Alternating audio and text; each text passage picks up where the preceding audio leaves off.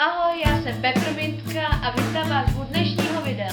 Dnešní video se bude stávat k tomu, jak budu natáčet videa a proč se vlastně tak jmenuju. Vysvětlím vám prostě průběh, jak bude probíhat můj kanál, jak kdy, co bude se natáčet a tak.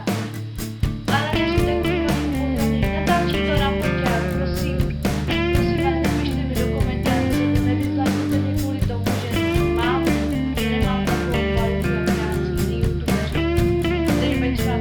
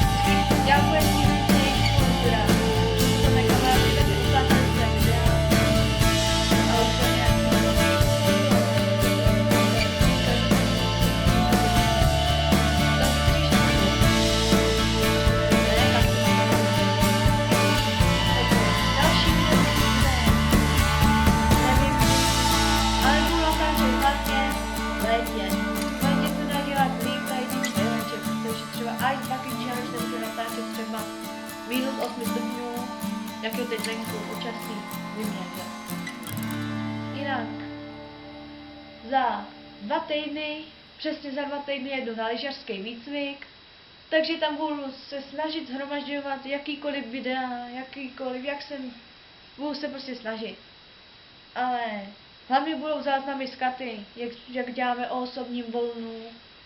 Budu natáčet třeba i v jídelně, budu natáčet diskotéku, karneval tam bude, tak taky natočím něco. Bude to na mobil, takže kvalita opravdu nic. Nemám ani selfie tyč, takže bude to hodně obtížný. Čeká mě hodně velká cesta, ale prostě člověk musí vydržet. Prostě je to o tom mít nápad, vydržet. Já vím, že to říkal už Steak, že kopíruju. Promiň. No. A to je všechno, co bych chtěla říct tomuhle videu.